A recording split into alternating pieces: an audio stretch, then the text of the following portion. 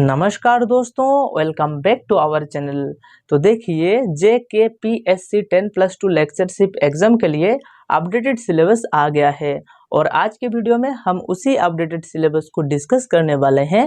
Political science paper के लिए क्या क्या नया टॉपिक ऐड ऑन किया गया है और क्या क्या हमें पढ़ना पड़ेगा। पर उससे पहले अगर आप इस चैनल पर नए हो तो चैनल को जरूर सब्सक्राइब कर लीजिएगा। ऑलरेडी हम 1000 क्वेश्चंस JKPSC एग्जाम के लिए कवर कर चुके हैं, तो प्ले स्टोर से वो सारे वीडियोस भी चेकआउट कर लीजिएगा। और अगर आप एक स्ट्रक्चर्ड वे में अपने प्रिपरेशन को करना चाहते हैं तो आप हमारे JKPSC 10+2 लेक्चरशिप कोर्स को भी बाय कर सकते हैं। कोर्सेज के लिए आप हमारे ऐप और वेबसाइट पढ़ो तो ऐसे विजिट कर सकते हैं। तो चलिए वीडियो को शुरू करते हैं। तो देखिए, ये जो सिलेबस दिया गया है ना JKPSC 10+2 लेक्चरशिप एग्जाम के लिए, ये सिलेबस UGC नेट सिलेबस से बिल्कुल सिमिलर है। अगर हम government and politics of Jammu and Kashmir को छोड़ दें और इंटरनेशनल जो लॉ है उसमें से कुछ टॉपिक को छोड़ दें तो ये UGC नेट सिलेबस के साथ ही बिल्कुल मैच करता है। तो जो पहले दिया हुआ है पॉलिटिकल थ्योरी के जितने भी कॉन्सेप्ट्स दिया हुआ है ना, liberty, equality, justice, rights, democracy, power, citizenship, nationalism, ये सभी के सभी टॉपिक हमें नेट के सिलेबस में पढ़ना होता है। जो नेशनलिज्म है वो हमें पढ़ना नहीं होता है कॉन्सेप्ट में पॉलिटिकल थ्योरी के। बाकी सभी हमें UGC नेट जो सिलेबस में है उसमें पढ़ना होता है। और पॉलिटिकल ट्रेडिशन की भी अगर बात करें, जो liberalism, conservatism, neo conservatism, socialism, Marxism, neo Marxism, feminism, multiculturalism, modernism, post modernism, environmentalism जिसको हम इकोलॉजिज्म से नाम से भी जानते हैं, तो ये सारे के सारे जो आइडियोलॉजीज हैं और हम कहते हैं जो पॉलिटिकल ट्रेडिशंस है, ये भी हमें UGC नेट सिलेबस में पढ़ना होता है। तो पॉलिटिकल थ्योरी में तो UGC नेट के साथ ही सिमिलर है। और वेस्टर्न पॉलिटिकल थॉट की बात करें तो वेस्टर्न पॉलिटिकल थॉट में भी जितने थिंकर्स है वो सारे थिंकर्स भी हमें UGC नेट सिलेबस में पढ़ना होता है। जैसे कि प्लेटो, एरिस्टोटल हो गया, मैकियावेली जो कि रेनेसां थिंकर है उसको भी, और Thomas Hobbes, John Locke, Rousseau, Bentham ना, J S mill, Emmanuel can't, Hegel, ये सभी थिंकर्स हमें पढ़ना होता है नेट के सिलेबस में। Karl Marx, Lenin, Gramsci, Mao Zedong, है ना। तो ये सभी थिंकर्स UGC नेट के सिलेबस में भी है और इधर भी है। और अगर हम इंडियन पॉलिटिकल थॉट के बारे में बात करें तो इंडियन पॉलिटिकल थॉट में भी नेट के बहुत कुछ ऐड किया गया है। जैसे कि जो प्रीवियस सिलेबस था उसमें कौटिल्य नहीं था, है ना। जो JKPSC का प्रीवियस सिलेबस था उसमें कौटिल्य नहीं था, धर्मशास्त्र नहीं था, वो ऐड किया गया है। और उसके बाद राजा राममोहन रॉय, बाल Gangadhar Tilak, Swami Vivekananda, MK Gandhi, Aurobindo, Rabindranath Thakur and Maulana Azad.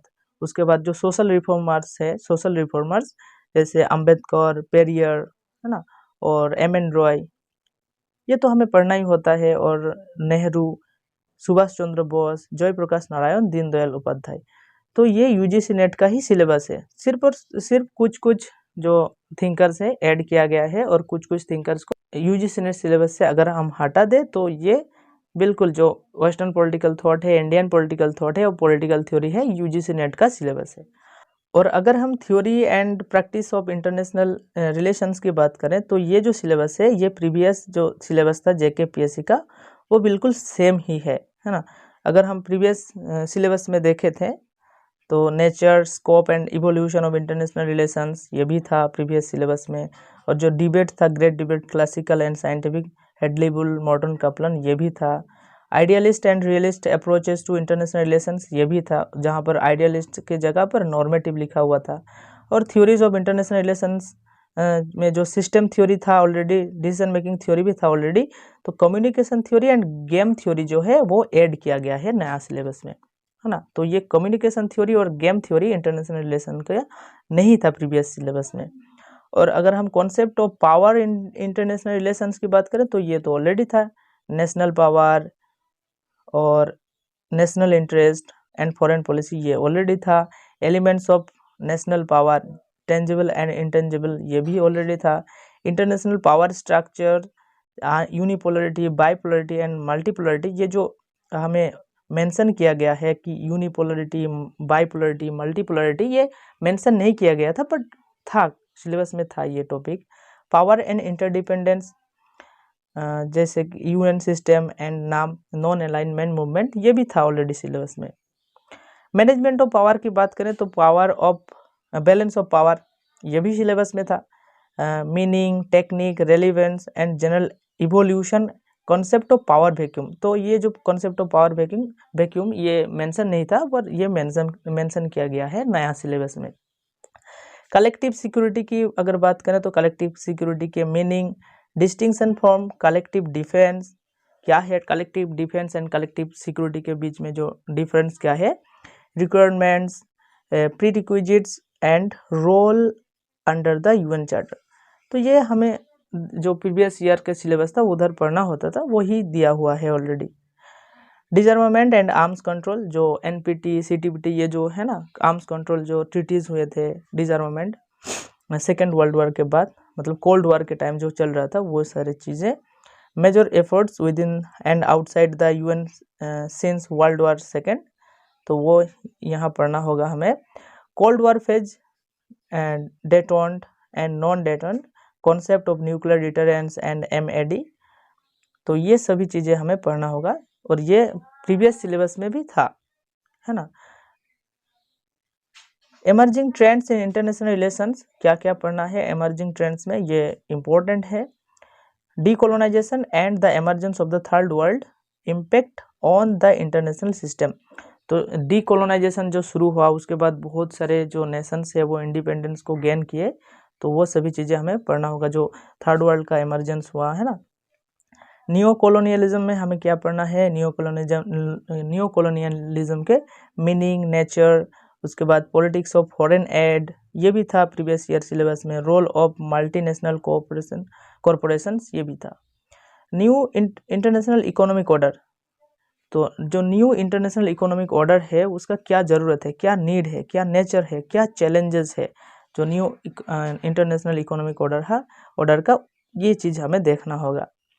New thrust on international cooperation and emergence of IGOs मतलब कि inter governmental organisations with special reference to UN's changing role. Regional organisation जैसे कि EU, European Union, SAARC, OIC, ASEAN, BRICS, SCO, OPEC and African union.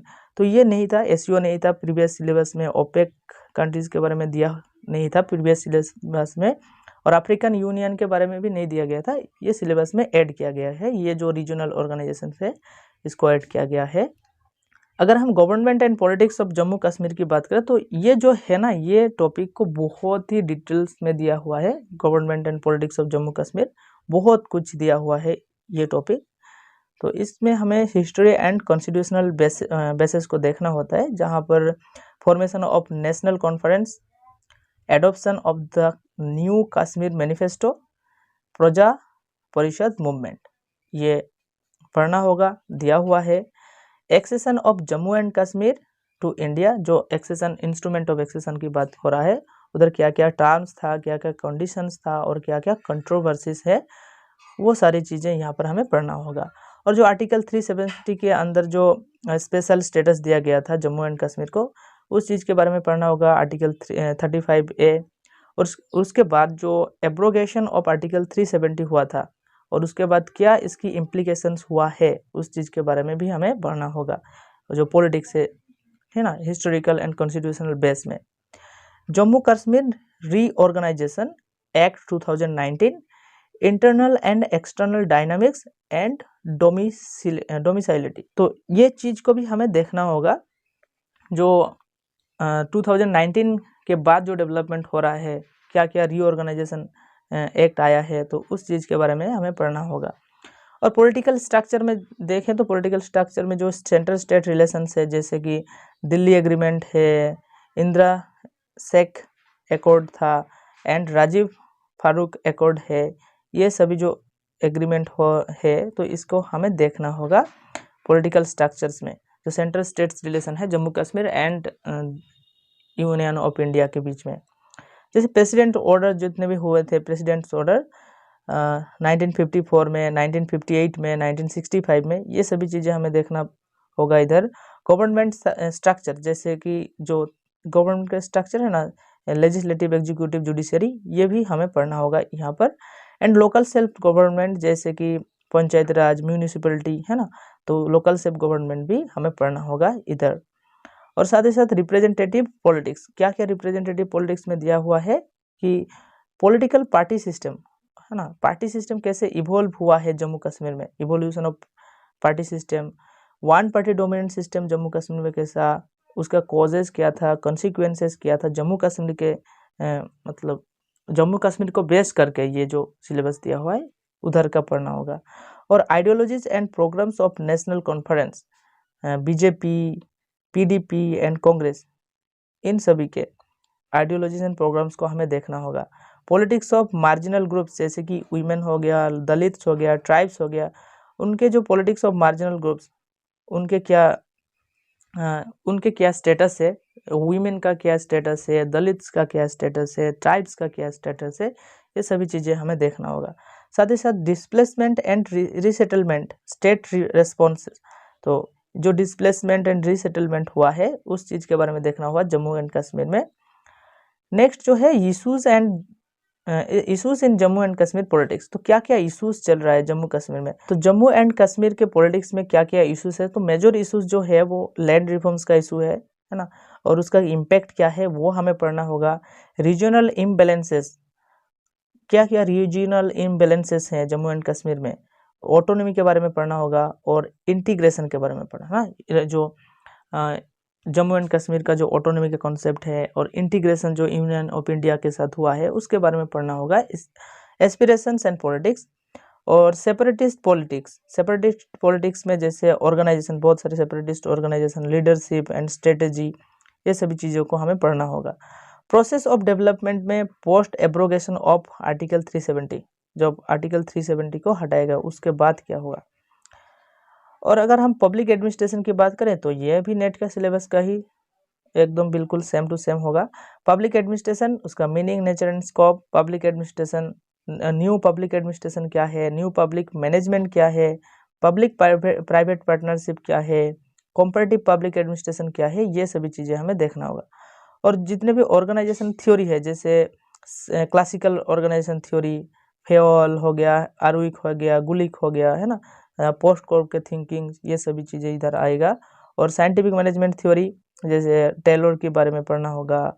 और bureaucratic and post bureaucratic theory, जैसे max weber का concept है ना, इधर आएगा max weber की concept, bureaucratic theory. Human relations theory, जैसे एल्टन मायो है ना, और जो फ्रेडरिक्स का कॉन्सेप्ट है इकोलॉजिकल अप्रोच, वो भी हमें पढ़ना होगा। ये सभी चीज़ें यूजीसी नेट में भी दिया हुआ है। प्रिंसिपल्स ऑफ ऑर्गेनाइजेशन में hierarchy, authority and span of control, ये प्रीवियस ईयर के सिलेबस में भी था। सेंट्रलाइजेशन, डिसेंट्रलाइजेशन एंड डेलीगेशन, ये भी प्रीवियस ईयर सिलेबस में था। Chief executive concept and types and roles, ये भी प्रीवियस ईयर्स के सिलेबस में था। फाइनेंशियल एडमिनिस्ट्रेशन में importance and role in public administration, agencies of financial administration, legislature, executive, treasury and controller and auditor general, ये हमें देखना होगा इधर। और बजट क्या है, बजट फॉर्मुलेशन कैसा होता है, बजट एग्जीक्यूशन, ये सभी चीज़ें हमें पब्लिक एडमिनिस्ट्रेशन में देखना होगा। अगर हम इंटरनेशनल लॉ की बात करें, ये भी प्रीवियस ईयर का सेम टू सेम सिलेबस दिया हुआ है कि मीनिंग, नेचर एंड बेसिस क्या है इंटरनेशनल लॉ के, सोर्सेस क्या है इंटरनेशनल लॉ के, नेशनलिटी क्या है, एक्स्ट्राडिशन क्या है, एसाइलम क्या है, types, roles and immunities and privileges of diplomats क्या है, क्या क्या प्रिविलेजेस मिलता है डिप्लोमेट्स को, ये सभी चीज़ें हमें जो कवर किए हैं क्वेश्चंस को, 1000 क्वेश्चंस उधर डिस्कस किया था, तो वो वीडियोस भी आप देख लेना। State recognition, sovereignty and succession, तो रिकॉग्निशन ऑफ स्टेट्स, कैसे रिकॉग्नाइज किया जाता है स्टेट को, उसका theories, modes and consequences, state succession and state responsibility के बारे में पढ़ना होगा। लॉ ऑफ सी ना, लॉ ऑफ सी हमने पढ़ा था है ना, एयर स्पेस, आउटर स्पेस, ये सभी चीज़ें जो इंटरनेशनल लॉ के अंदर आता है ना, सी के अंदर कितना एरिया है ना, क्या उसका नाम क्या है, तो ये हमने ऑलरेडी डिस्कस किया था। और एयर स्पेस क्या है, आउटर स्पेस क्या है, ये सभी चीज़ें पढ़ना होगा। सेटलमेंट ऑफ इंटरनेशनल डिस्प्यूट्स, जो इंटरनेशनल डिस्प्यूट्स है उसको कैसे सेटलमेंट किया जाएगा उसके रिलेटेड स्टडी करना होगा। Pacific and coercive methods, Pacific या कोर्सिव मेथड, ये दोनों मेथड्स को देखना होगा। इंटरनेशनल ह्यूमैनिटेरियन लॉ, जो ह्यूमैनिटेरियन लॉ है उस चीज़ के बारे में भी हमें देखना होगा इंटरनेशनल लॉ के जो सिलेबस में है यहाँ पर। कॉम्परेटिव पॉलिटिक्स में अगर हम देखें तो कॉम्परेटिव पॉलिटिक्स का भी सेम सिलेबस है थोड़ा बहुत। कॉम्परेटिव पॉलिटिक्स का मीनिंग क्या है, नेचर क्या है एंड स्कोप क्या है, distinction between comparative government and comparative politics, क्या डिस्टिंक्शन है, सिस्टम अप्रोच डेविड स्टोन के बारे में पढ़ना होगा, और स्ट्रक्चरल फंक्शनल अप्रोच गैब्रियल एलमोंट, ये भी था सिलेबस में। Political economy and dependency approach Frank, है ना, एंड्रे गुर्डन फ्रैंक, ये भी सिलेबस में था ऑलरेडी। और political process and political development में पॉलिटिकल कल्चर को हमें पढ़ना है। पॉलिटिकल कल्चर का क्या डिटर्मिनेंट्स है, टाइप्स है, मीनिंग क्या है, और पॉलिटिकल पार्टिसिपेशन क्या है, टाइप्स क्या है पॉलिटिकल पार्टिसिपेशन के, और पॉलिटिकल सोशलाइजेशन, तो ये भी सिलेबस में ऑलरेडी दिया हुआ था प्रीवियस ईयर सिलेबस में, है ना। और conceptualisation of political development Lucian पाइके और हंटिंगटन के कॉन्सेप्ट, ये भी सिलेबस में था। Political dynamics, democracy, electoral process and party system में हमें क्या देखना है, डेमोक्रेसी के जो थ्योरीज है, एलिट थ्योरी, प्लूरलिस्ट थ्योरी, ये हमें पढ़ना है। प्लूरलिस्ट थ्योरी जो है रॉबर्ट डल का कॉन्सेप्ट है। एलिट थ्योरी से बहुत सारे थिंकर्स जुड़े हुए हैं जैसे पेरेटो, मस्का, है ना, ये सभी थिंकर्स पढ़ना है। Theories of representation, territorial, proportional and functional theories, तो ये जो थ्योरीज है टेरिटोरियल थ्योरी, प्रोपोर्शनल, फंक्शनल, ये हमें देखना है थ्योरीज ऑफ रिप्रेजेंटेशन में। पार्टी सिस्टम में हमें देखना है one party system, bi party system, multi party system, और बाई पार्टी मतलब टू पार्टी सिस्टम, है ना। Features of authoritarianism, features of authoritarianism, electoral authoritarianism and democratic regimes, तो ये सभी democratic regime, features of authoritarianism, है ना, इलेक्टोरल ऑथोरिटेरियनिज्म, ये सभी चीज़ें हमें पढ़ना है कॉम्परेटिव पॉलिटिक्स के अंदर। और इश्यूज इन कॉम्परेटिव पॉलिटिक्स, तो क्या क्या इश्यूज है कॉम्परेटिव पॉलिटिक्स में, जैसे ग्लोबलाइजेशन के साथ क्या इश्यूज आता है ना, and nation state, globalisation and nation state, और जेंडर पॉलिटिक्स, और वेलफेयर टू एम्पावरमेंट, है ना। तो पॉलिटिक्स में जेंडर का क्या रोल होता है एंड वेलफेयर टू एम्पावरमेंट, सिर्फ वेलफेयर से हमें कैसे एम्पावरमेंट लाना होगा उस चीज़ के बारे में देखना होगा। क्लाइमेट चेंज में जैसे comparative perspectives of north and south, और social movement, old and new social movements देखना है ना, जैसे चिपको मूवमेंट हो गया, इस टाइप के मूवमेंट्स हमें पढ़ना है इधर। और फॉरेन पॉलिसी, फॉरेन पॉलिसी तो बहुत ही इंपॉर्टेंट हो गया है अब के टाइम में। तो इंडिया का जो फॉरेन पॉलिसी है उसके नेबर के साथ कैसा है ना, और बाकी कंट्रीज़ के साथ कैसा है, जैसे genesis and foundation of India's foreign policy, ideology कैसा है फॉरेन पॉलिसी के, इंडिया के प्रिंसिपल्स क्या है, गोल्स एंड ऑब्जेक्टिव्स क्या है, determinants of India's foreign policy, क्या क्या डिटर्मिनेंट्स है फॉरेन पॉलिसी के, इंटरनल और एक्सटर्नल फैक्टर्स क्या क्या है, India's foreign policy making process, कैसे हम हमारे फॉरेन पॉलिसी को मेक करते हैं, स्ट्रक्चर्स एंड एजेंसीज जैसे parliament, PMO, MEA, NSC, political parties and media, ये सभी चीज़ों को हमें इधर पढ़ना होगा, है ना। और इंडिया सिक्योरिटी पॉलिसी कैसे इवॉल्व हुआ है, evolution, parameters and external internal external challenges, ये सभी चीज़ें इधर आ जाएगा। और India's global role and international relations, क्या है ग्लोबल रोल इंडिया की इंटरनेशनल रिलेशंस में, India and major global powers जैसे कि यूनाइटेड स्टेट्स, रसिया, है ना, यूरोपियन यूनियन, जैसे उसके अंदर जो फ्रांस, यूके, जर्मनी, है ना, ये सभी के साथ जो इंडिया का कैसा मतलब कि रिलेशन है, क्या रोल प्ले करता है इंडिया, है ना, इनके साथ। इंडिया एंड एमर्जिंग पावर्स जैसे Brazil and South Africa, Brazil and South Africa के साथ कैसा रिलेशंस है।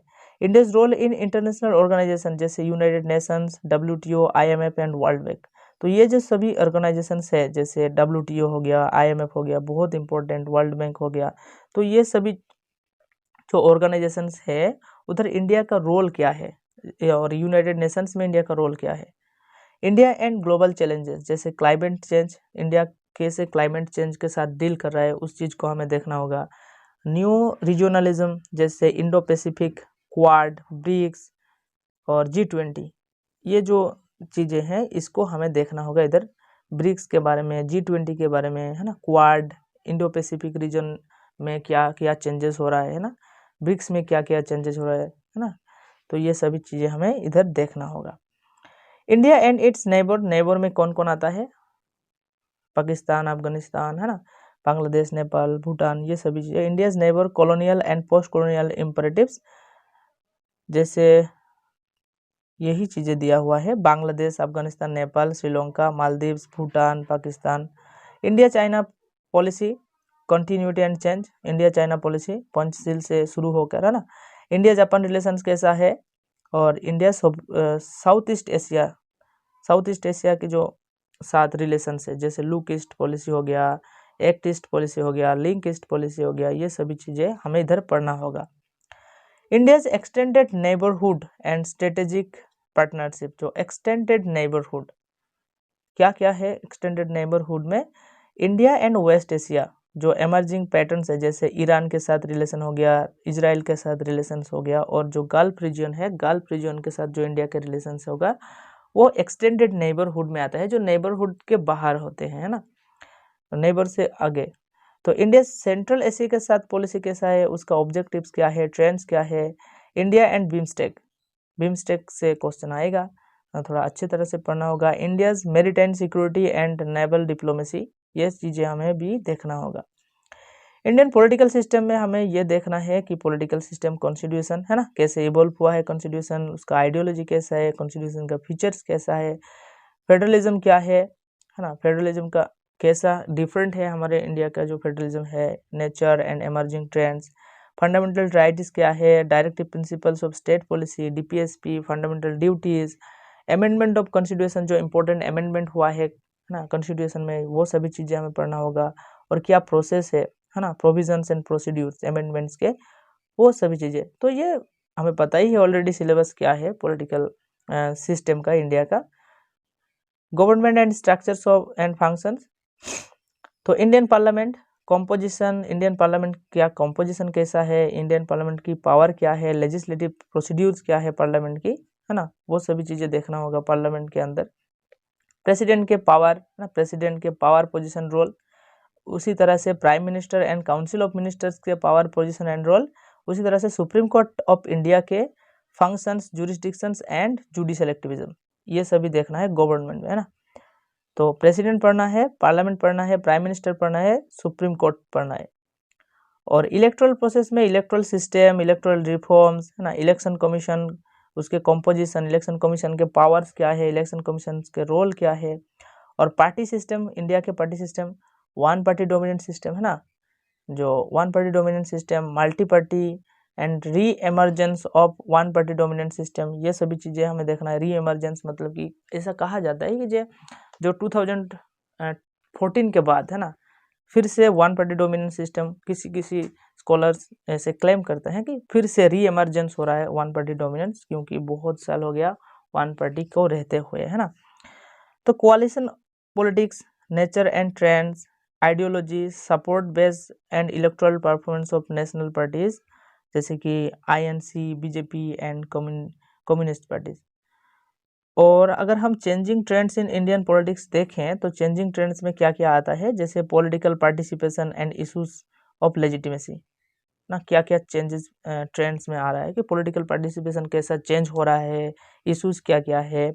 और पॉलिटिकल एलिट्स में characters, trends, changing composition, political elites, cultures and political culture India के पर्सपेक्टिव में, है ना, changing patterns of political culture. उसी तरह recent development in Indian politics since 2014 के बाद में जो डेवलपमेंट हुआ है, तो ये इम्पोर्टेंट हो गया है ऑलरेडी, जो नया ऐड किया गया है टॉपिक ना, वो इम्पोर्टेंट है। और अभी तो ये गवर्नमेंट है, तो इससे क्वेश्चंस तो आने ही वाला है, क्या क्या डेवलपमेंट हुआ है, जैसे क्या क्या पॉलिसीज आया है नया, वो सभी चीज़ें हमें देखना होगा, क्या क्या स्कीम्स आए हैं।